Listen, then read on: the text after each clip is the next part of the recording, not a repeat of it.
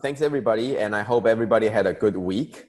And this past week has been wonderful in that this past week has been wonderful in terms of Dharma. I hope everybody is filled with Dharma joy as I had.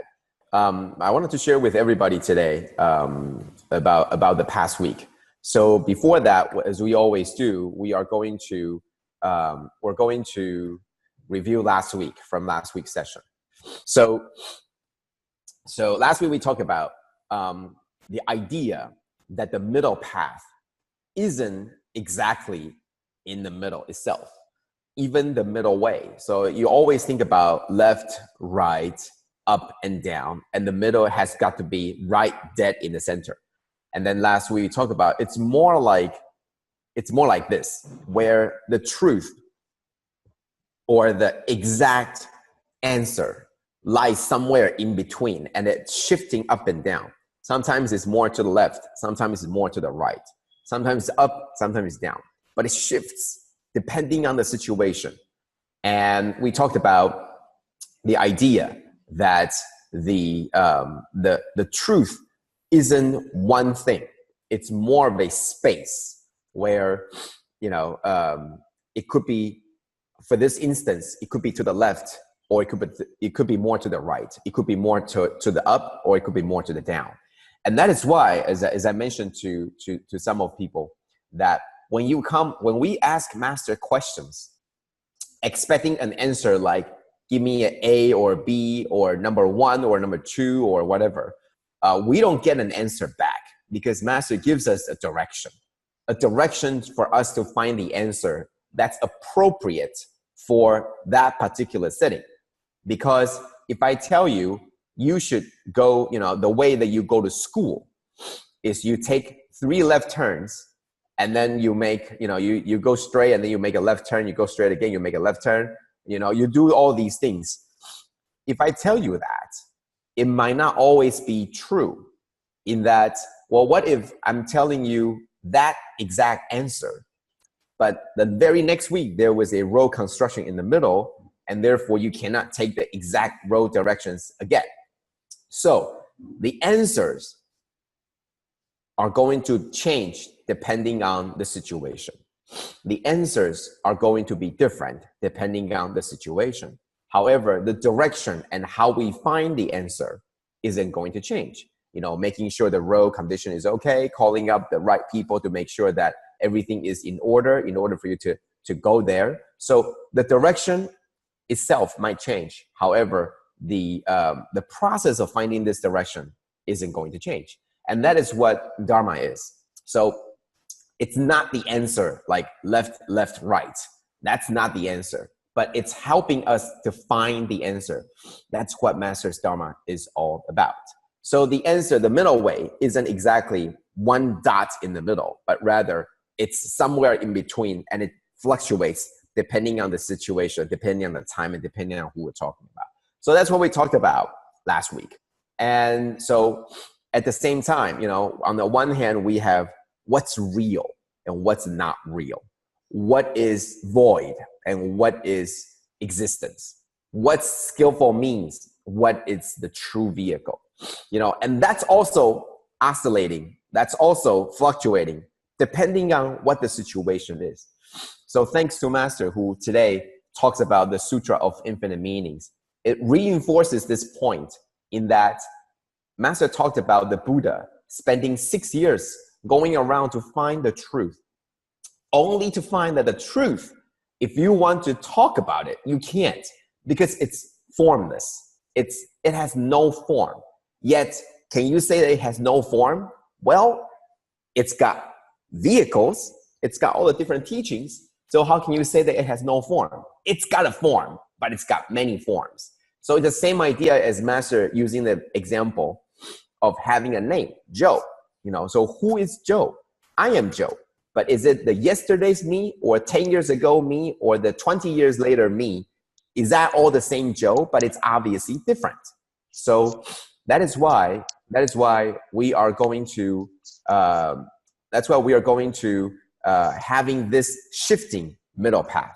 There is no the definitive path for a middle. So this is what we talked about last week. And so this week, we're going to talk about two things. We're going to talk about the idea that Masters talked about today, talking about the idea of passing and spreading this Dharma. Why is it important? Obviously, after all these chapters, we know that the passing on the Dharma is very important. But why?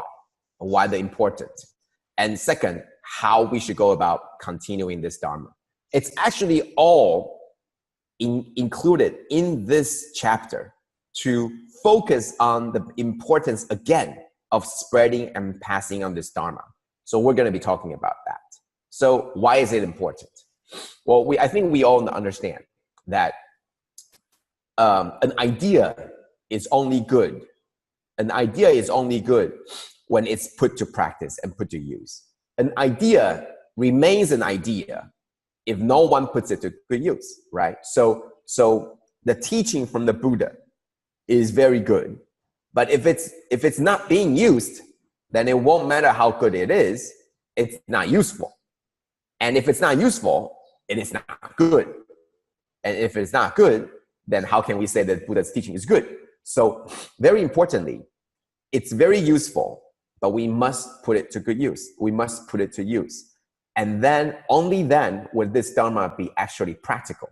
But more importantly, is that if no one, even if it's very good and everybody can use it, but if no one passes on this idea, then people from 500 years later, even if something is so good, but no one would know about it. So this is even going beyond not putting it to good use, but rather no one knew about the teaching. So this is what Master was talking about. The Dharma is always around. The Dharmakaya, the Dharma body, doesn't cease to exist. It always is there.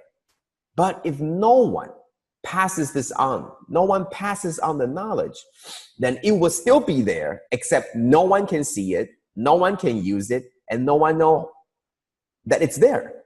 So that's why the Dharma is something that will help us navigate through our lives whenever we found problems, that we're able to navigate through the difficulties. That's the Dharma that's going to help us. Without the Dharma, then we would just have a lot of challenges that we don't know how to get through. And so with the Dharma, we will be able to find the answer. However, if no one passes this teaching, then we would not be able to do that. So that is why a product, even if it's so good, if no one uses it and no one passes it on, if no one talks about Master Cheng, if no one spreads the words and the teachings of Master Cheng, then it won't matter how good it is, no one would hear it, no one would see it. It's the same idea of the old adage that if a tree falls in the forest, but no one is around to hear it, did it make a sound? You bet it made a sound, except no one hear it. You bet that Dharma Master Cheng talks about all the teachings, yet no one, if no one passes it on, it would be equivalent of not making a sound. And that's why it's important to pass this Dharma on, because it's very, really important. So we also talk about this for 2 straight weeks. For those of you that do not read the Chinese, for 2 straight weeks, this question was posed. This was an excerpt from chapter 18. It talks about the Buddha's response to Maitreya, to Bodhisattva Maitreya, saying that if there is someone who had already done so much giving to all the sentient beings, all the living beings in 400 billion and billions of worlds, and giving them what they needed, and even helping them to reach arhathood, to become arhat. All the merit that you gain from doing so is incomparable. It's so small, incomparable to if you're able to pass on the Dharma, even by one phrase or one sentence, to the 50th generation of another person. So what does that mean? So this is for the 3rd straight week we're talking about this. For the first week, we said that it's like passing on the Dharma, that it's more important to pass on this Dharma than to have a person that accomplished all these things. For example, for Master Cheng Yen, all the hospitals and schools that Master built, eventually with time, they will decay. Anything with form, with time, it will go away. However, the idea, the teachings that Master passes on, if we are able to get even one phrase, even one sentence, and we get it into our head and into our mind, and we practice it in our mind, if we're able to do that, then that will get to spread longer and longer into even longer into the future, far longer than the buildings that they will be able to stay. So we all see the statues of Buddha that were destroyed by the Taliban in Afghanistan.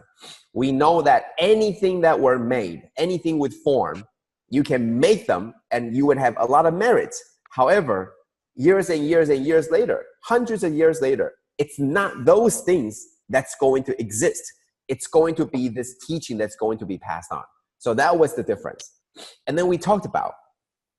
then last week, we talked about the same phrase, and I explained it once again differently last week. Last week, we talked about the importance that when somebody reaches the status of arhat, it's already very high up there already. So why is Buddha saying that the merit of gaining this is still very low? And last week, we talked about, because last week, the idea was that Buddha was teaching to the disciples that have already reached or very close to becoming the arhat. But by doing so, that by reaching there, the Buddha was trying to teach them that it's very important that, yes, you're already very high up there, but in order for you to continue on, you must know that there's something more beyond that. So the whole idea was that there is more, always more virtue, always more merit for people to get through, for people to understand. But today, there's going to be a different explanation. Why? Because the explanations are always going to be different. Because depending on the time, the explanations are going to be different. Because as I go through the week, and as I listen to more, and I really begin to think that there are so many different ways to explain the same thing. And that's what Buddhism is all about. It is not about one meaning. It's not about the teaching in the middle of the four corners, stay in the middle. But it depends. It depends on what we are hearing. It depends on what was the audience. And it depends on all these different things. So the center, the middle path oscillates, it fluctuates accordingly. So today I'm going to share again the same phrase but a different meaning. So 2 weeks ago, I was in Beijing and we were celebrating the very first time that the book was being published. Which book was that? That was the book that was 2 years ago, 2 years and 2.5 years ago.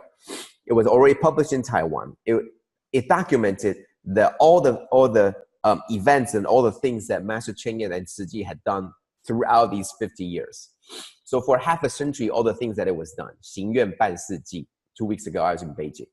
And I realized that to talk about all the things that Master did in the past 50 years to a person that doesn't know Tzu Chi, or to a person that have never heard of Tzu Chi before, you can try to talk all the things that Master had done for the past 50 years. And hoping that all the things you talk about, you can cram it into their head by saying, oh, we built hospitals. All the stories were also touching, and all the things were very, very, very, very heartwarming.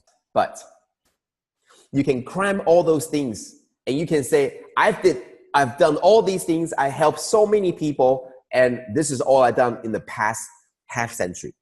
You can do that, but if the person hearing it receives nothing, meaning you can talk all you want for like right now what I'm doing, I can give you all the examples in the world, but if you didn't get anything out of it, then the merit of it will be zero. However, if there is one phrase that you get out of all these sessions, if you get one idea out of all the things that I talk about, and you take it home, and you say, you know what, I don't really know what Joe was talking about today, but then when he showed that picture, I understand what he meant. If that were the case, then it won't matter how many things I talked about. All the important thing was that one thing you got, that you are able to pass on that idea. And that's what this was talking about. That I was more convinced that this is the way to pass on the Dharma. So we talk about how do we pass on the Dharma. It's not about giving you all the facts right now and to let you know what we do. No, it's about how to do it so that you get it. How do we do it so that you as an individual, as someone who wants to learn, get it? And that's what Master was talking about today. It's all according to capability. It's all according to the different people's capacity. It's not how many stories you can cram it into a 30-minute session. Or it's not how many things you can say in an hour. But rather, it's how can you get the other people to understand. So you can do all the things in the world, but if the people that you're talking to don't understand, then all the merit you got is incomparable to if you only speak one phrase, and that phrase was well received by the people listening to it. So that's how it's important to pass on the Dharma. But in this chapter, Buddha also talks about how to pass on this Dharma according to the capacity, according to the capability of the people. And that's what Master was talking about today. So she spent 80% of the time today talking about the teaching itself. It's empty. It's sort of like air. It's sort of like the air around us. She didn't focus on the sutra itself, but rather the idea that the teaching was according to every people, every generation. So for the first 42 years, it wasn't talking about the real one vehicle, but it's only the last 8 years. So that's what Master was talking about, how to get us to understand that the Buddha was teaching us that do not be attached. And that's what this means. No attachment to the merit. This is the idea of without attachment. And as the past 2 chapters, it's always talking about the merit. This is becoming even more important. Why? Let me show you. So someone asked the question 2 days ago. 2 days ago, Master talked about a story with the head. Okay, so this is the question that was asked. So there was a story about a king and his minister. The king wants the minister, actually many ministers, to sell, human's head and animal's head.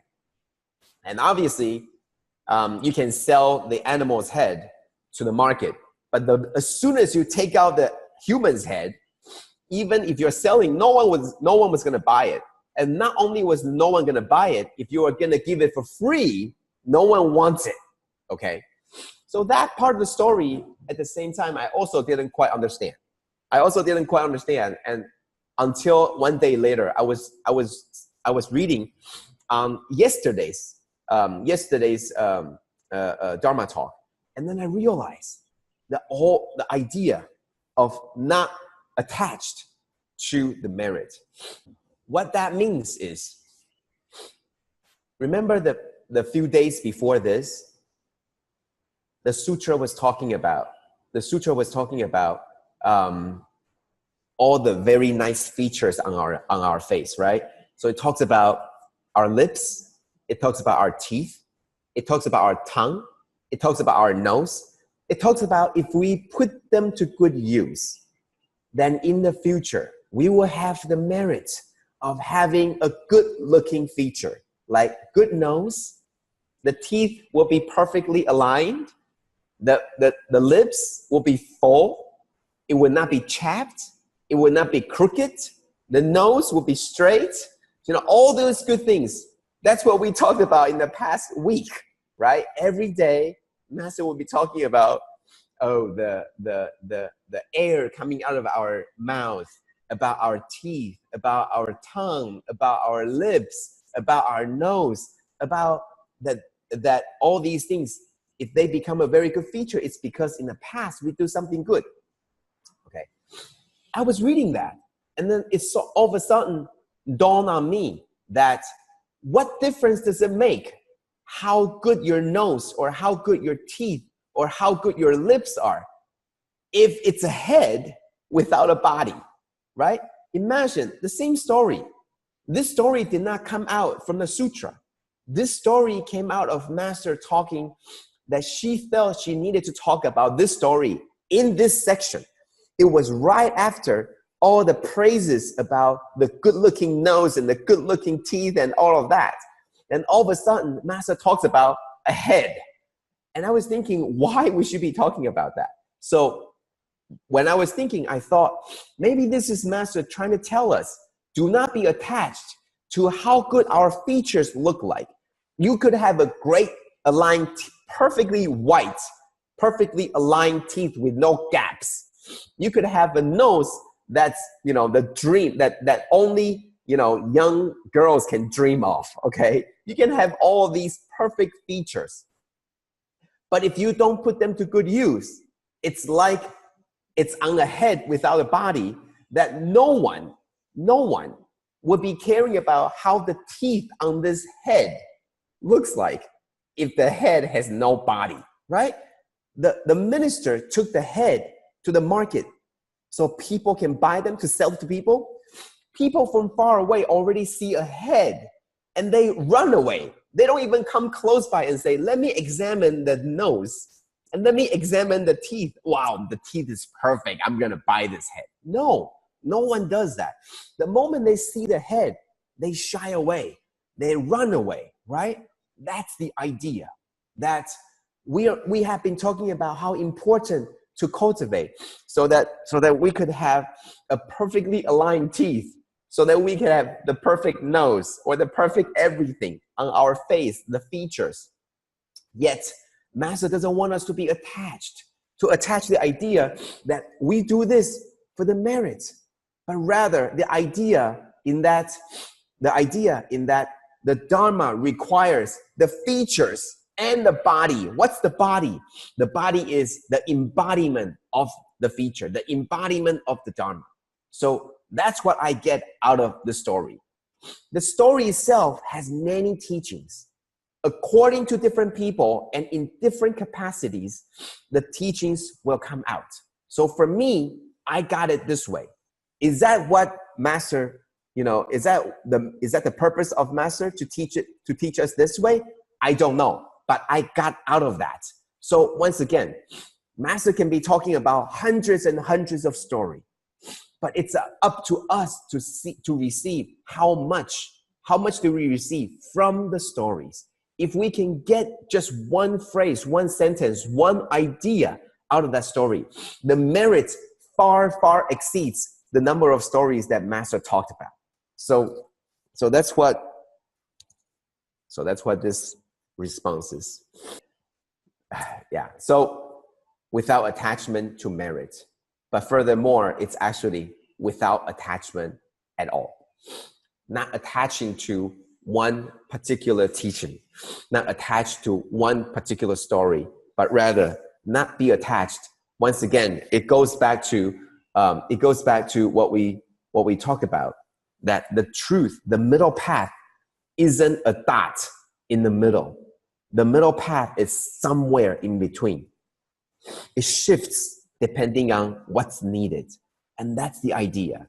So without attachment to say, that's the only thing. Even the Bodhisattva path, even that path, it's a path. It's a journey. It's not to stay there, right there. The path, yes, it's the middle path, not to the left, not to the right. But what if the path curves to the left?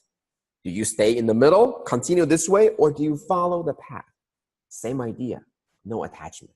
So once again, and I thank for whoever that asked these questions. So once again, this is an excerpt from chapter 18. So Ajita, if further, I'm reciting. If further, a person says to another, there is a sutra by the name of Dharma flower. Let's go together and listen to it. And by taking that person's advice, the second person goes and hears it for but a moment.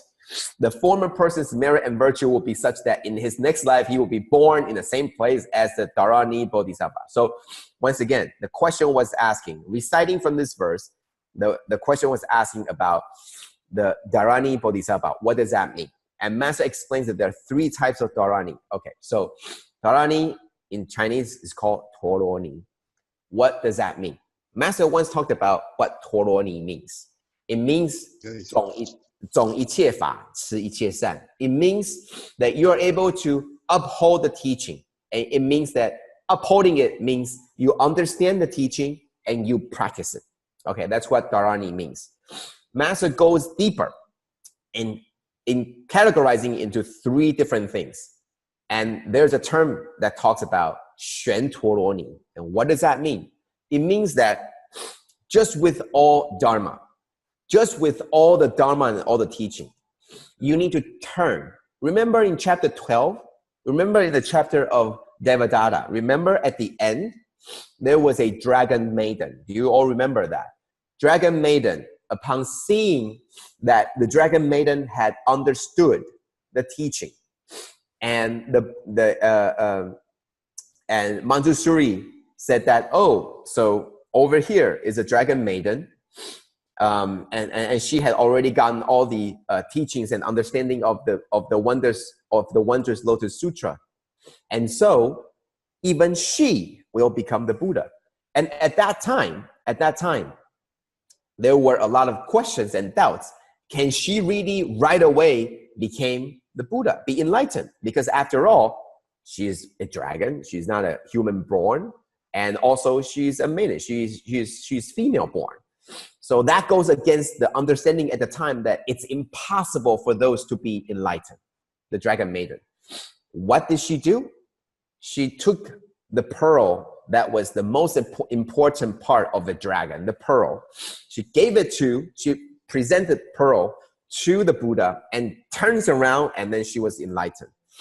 What this means is that the very first type of Dharani is to be able to turn, 转世成智, to be able to turn the body, to turn the teaching, to put to good use. That's the first type. To be able to see the teaching and hear the teaching and be able to turn it so that people can understand. That's the first type. So I hear the story and I internalize it in my mind and I now share it to you. That's called turning it. So I hear one story and I turn it so that you can understand. Translating it, turning it, reorganizing it, to re-say it, to revise it. That's the idea of Dharani. Understanding something and to be able to turn it so that people can understand. That's the first type.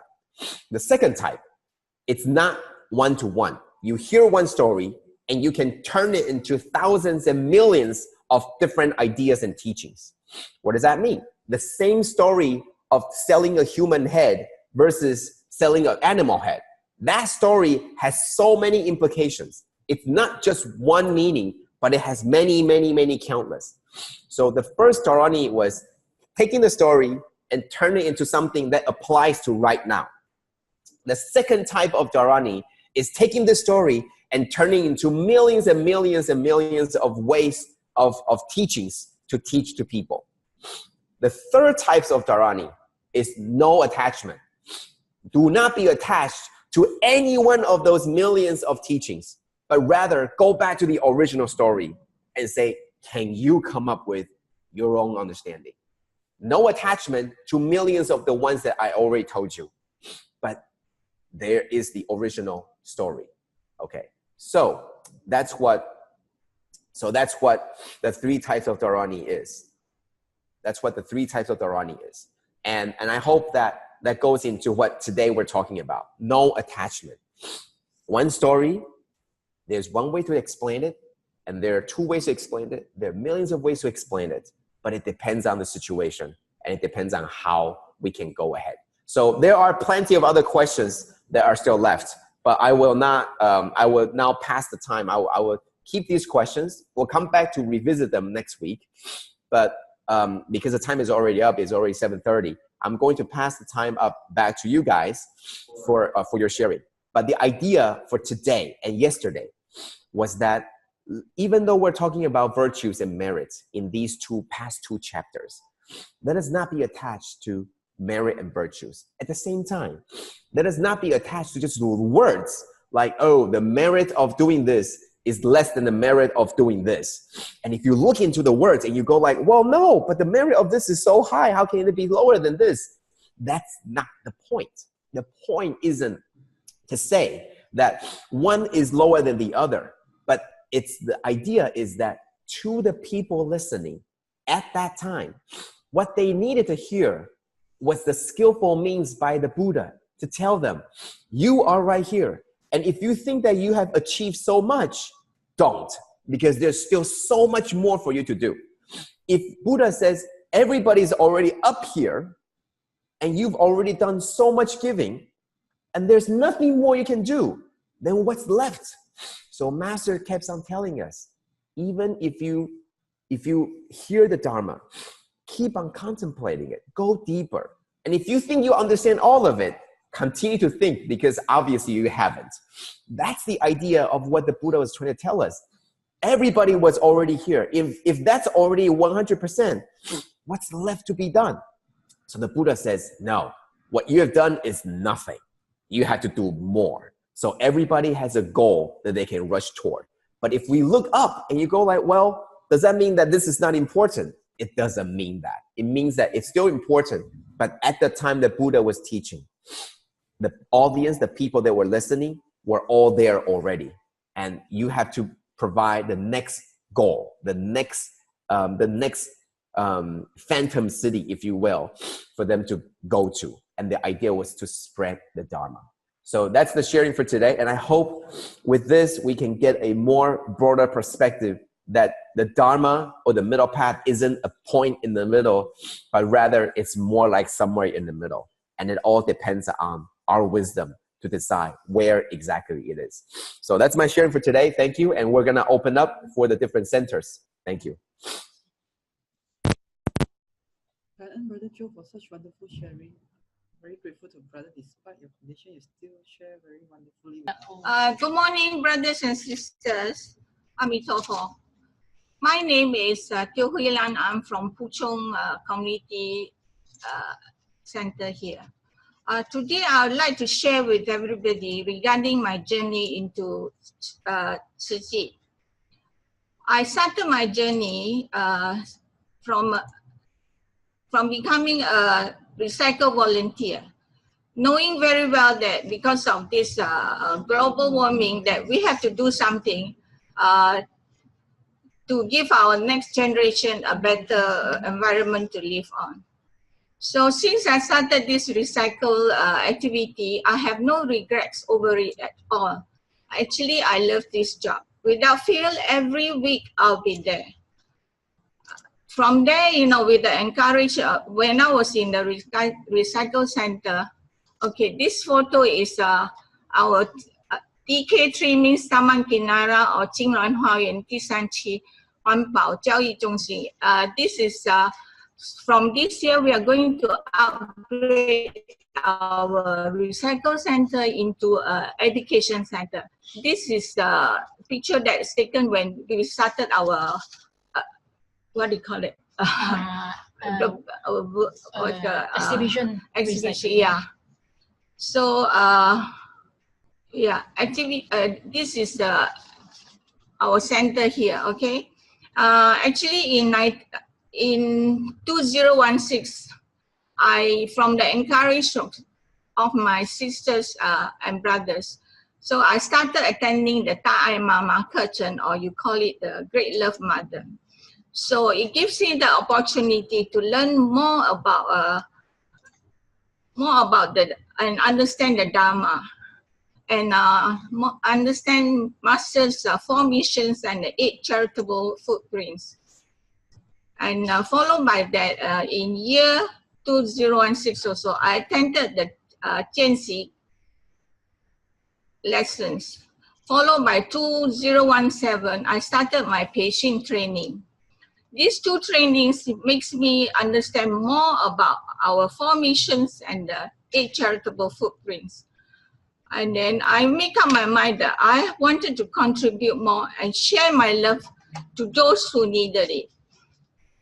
At the end of last year, 2017, I went back to Taiwan to be commissioned as a certified volunteer. And I was given the Faha by our master as Ming An. In my local community here in Puchong, you know, I do take charge of a few activities. In the recycle center, I was involved with the segregation of all the paper. So at the center also, it gives me the opportunity, you know, to interact with the rest of the volunteers.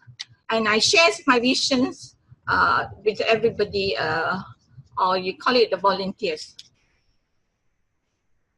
And if there's an opportunity, I would like to take the, I would like to talk to all these, our sentient beings about Tzu Chi encouragement, encourage them to come and join us in Tzu Chi. In year 2018, this is a challenge here for me. I was given the responsibility to see the progress of the recycle center. We would like to upgrade our recycle center to education center as well. And I wish that this project will be completed as soon as possible so that we have a better place. And I was also involved with the charity activities. Happy Campus is one of my main activity here. You know, I was in charge of the one schools with about 40 over students. So these students, they are receiving our Tzu Chi's subsidies for their school transports and meals as well. Because we understand that, you know, by giving them a better place to study, the students will have a brighter future in our society. In this picture, you can see that, you know, the one on the left-hand side, it was me with another volunteer, you know. I just like to show to everybody that, you know, I had an accident sometime this year, and then I fractured my hip, head of femur, sorry, not my hip, head of femur, and then now I'm able to walk without the aid. And I started coming out with all the activities, although with some difficulties, but I persevered to go on and help and contribute to whoever who needs it. This picture is the pictures are taken in Puchong's community center during our morning session of Xun Fa Xiang. And I was the one standing with the walking aid there. Community volunteerism is another activity that, you know, monthly I used to, this is one. The picture that in front of me is last year. This actually is last year. Yeah. Last year, you know, we went into Musing Mukuan activities in one of the flats here, or the, what do you call it? Recruit one, yes. So, you know, this gives me the opportunity also to, you know, talk to the people there regarding our Tzu Chi and all that. And then I am also a TIMA member. And I have been joining the group for the outreach to Sabah. And 2 years ago, I went back to Taiwan also for the celebration of the Mooncake Festival with Master. As Master always say, if they cannot come to us, we have to go in. That's the reason that we have been having every year, the TIMA have been going out to other states, you know, to do the outreach, to help those people that, you know, not able to come out without the transport to see doctors when they are not well. This is another picture that's regarding the Fujian. This is the latest one recently that, you know, we were doing the Fujian in our community center here. So this is quite a big group compared to the previously. Although I was not able to do much, but I was trying my very best, you know, by cleaning the chairs and all that. And the picture that right in front of me on the right-hand side is when I had my injury that, you know, I was recuperating at home.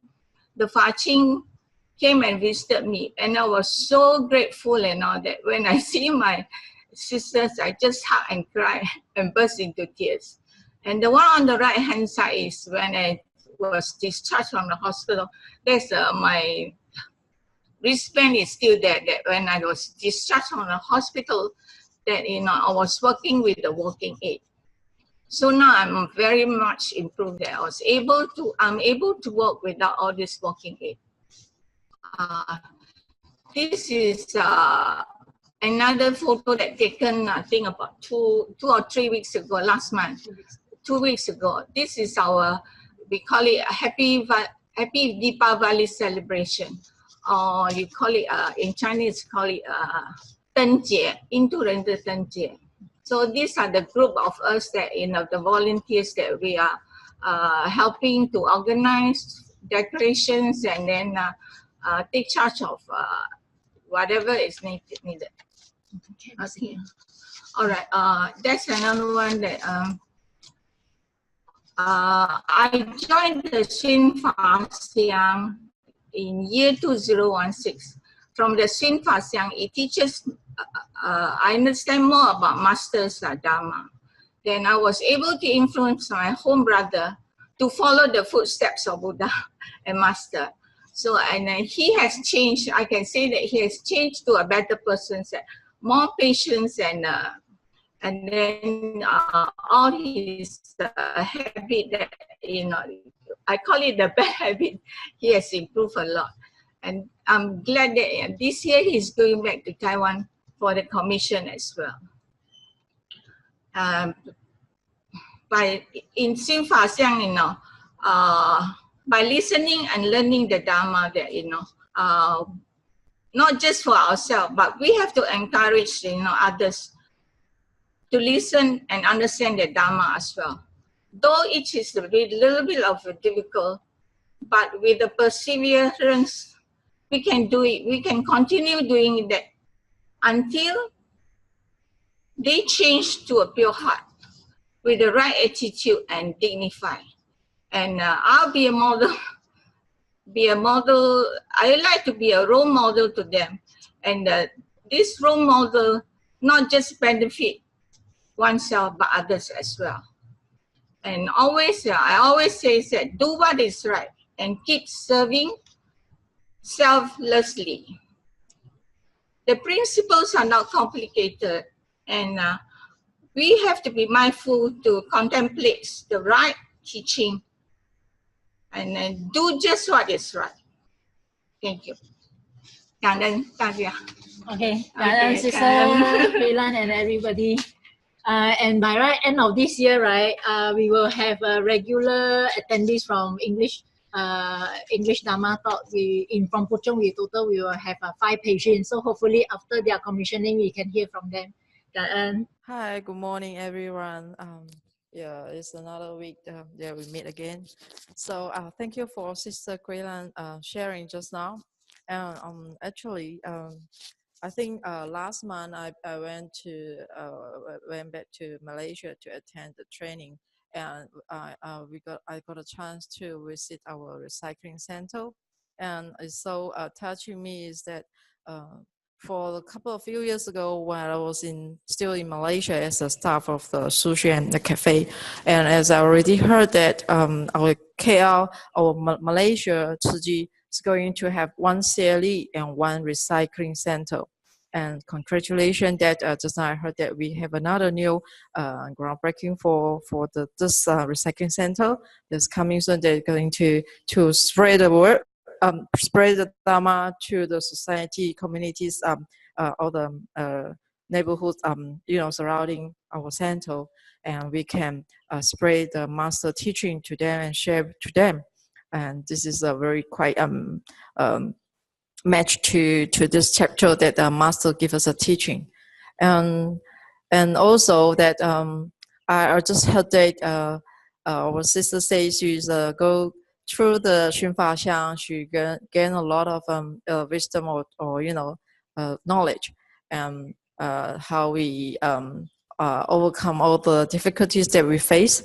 So I think I do believe that it's just like this at least few years, I've been joining this English sharing, and although I'm not attend every week, and sometimes I have my duty and I cannot attend, but I think more or less when I listen to Brother Joe or Brother Yuping or the volunteers, the sharing, I also found that I also can get understand more, and can very quite very short time that I think I can catch the meaning. At least I think the more I attend and the more I practicing, I think this is my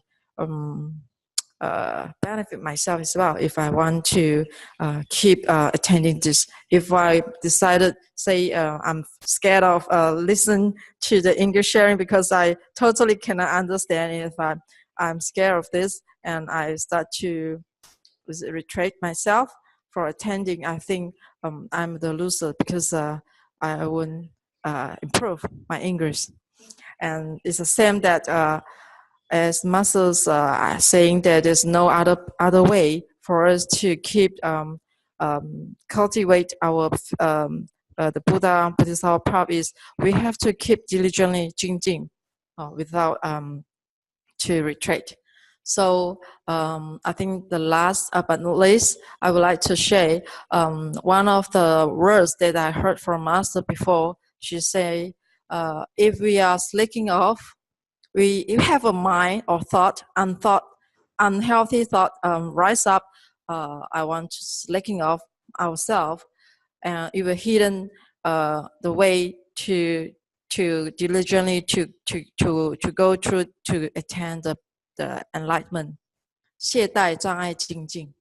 So, and I think if we have a lazy thought rise up, and it also will hinder ourselves to 勇猛怎么说 to 懈怠障碍勇猛啊. So, but if we have a lot of affliction or ignorance, or have a worries like 忧愁烦恼, it will hidden ourselves to have a 安乐怎么说 to hidden our to 安乐行 sorry I can't to cultivate for Buddhist path. So this is my feedback for the sharing. Thank you.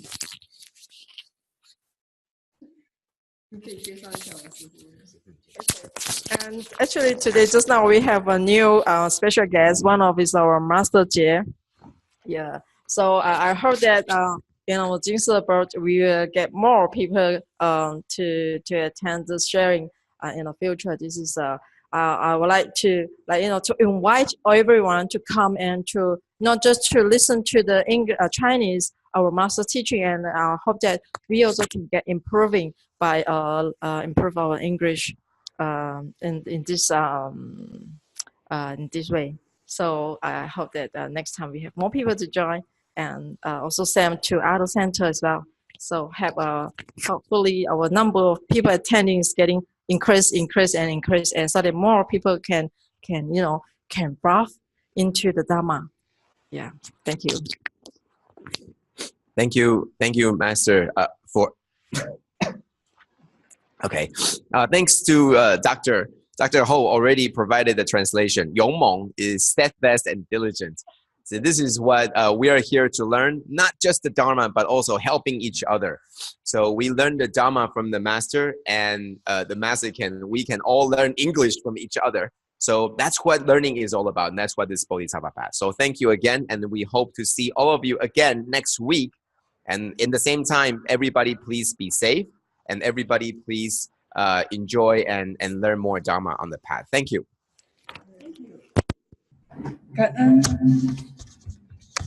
感恩 Brother Joe for lots of heartfelt and wisdom sharing. 感恩 Sister Huilan. 感恩 Master De Huang, Master De Jie. Okay, thank you, brothers sisters, for your presence today. Hope that each of us could sustain the Dharma joy and take in another piece of Dharma, Masters, and Hualien love to our life. Let us please make 3 bows to the Buddha and Dharma Master as we depart to apply these teachings in our daily lives.